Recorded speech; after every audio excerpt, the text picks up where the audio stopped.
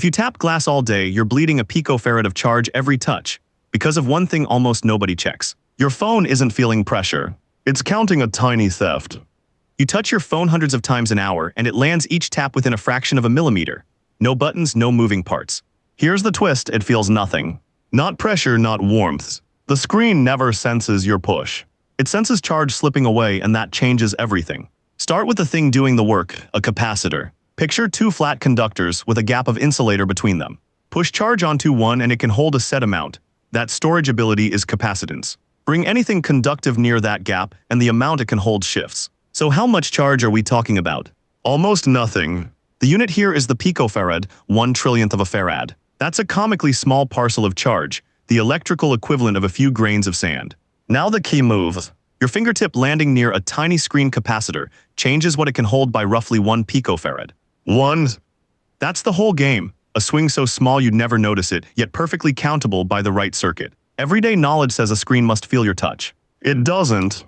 It watches a stored charge and waits for it to dip. Hold that picture, two conductors, a gap, a known amount of charge sitting there. The finger hasn't even arrived yet. But when it does, where exactly does that stolen picofarad come from? Lift the glass and look underneath. There's a hidden grid you've never seen, printed in a material clear enough to see straight through. Indium tin oxide, or ITO. It's laid down as two sets of skinny electrodes, rows running one way, columns running the other. Here's the part that matters, the rows and columns never touch. They pass over and under each other with a thin insulator between, and at every crossing point they form one of those tiny capacitors. Two conductors, a gap, a known charge. A phone screen holds thousands of these crossings, an invisible checkerboard sitting under your thumb. But a capacitor holding a fixed charge just sits there silently. To read it, the controller drives the whole grid with a small pulsing voltage, gently pumping charge into every crossing and measuring what comes back over and over. So the screen isn't waiting passively. It's a grid that's constantly, quietly humming. Every intersection charged, measured, thousands of times a second. Nothing has happened yet. The grid just knows precisely how much charge each crossing should hold. Which sets up the real question, what does a finger actually do to one of them? Now bring in the finger, and here's what makes it special. You are electrically a big bag of salt water, and you're connected to ground through your own body. That makes your fingertip a conductor with somewhere for charge to go. Remember that crossing under the glass, quietly holding its charge. The charge doesn't just sit in the gap.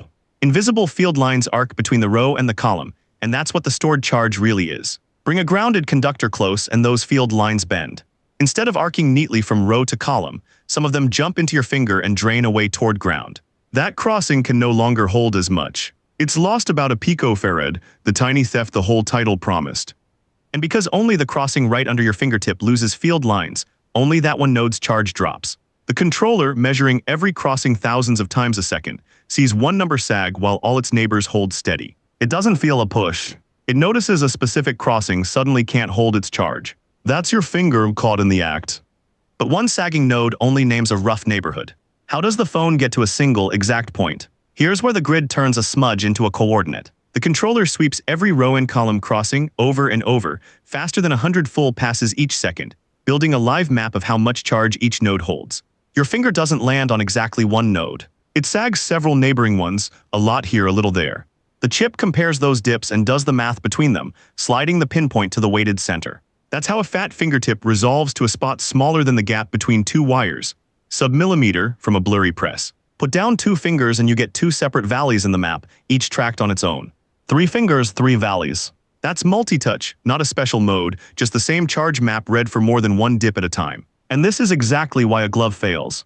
Well, it doesn't conduct and it doesn't reach ground, so no field lines drain and no charge goes missing. The grid sees nothing. A plain plastic stylus fails for the same reason. No conductive path, no theft, no touch. The screen only answers to something that can quietly steal charge and hand it to ground. So what happens when it finally puts the whole chain together? Watch the whole chain fire at once. The grid under the glass sits humming, every crossing holding its known charge. Your finger lands and steals about 1 picofarad from the crossings right beneath it. The controller mid-scan catches which nodes sagged. It weighs the neighboring dips against each other and slides the pinpoint to the exact center. Then it hands the operating system 2 numbers, an X and a Y, and the tap registers.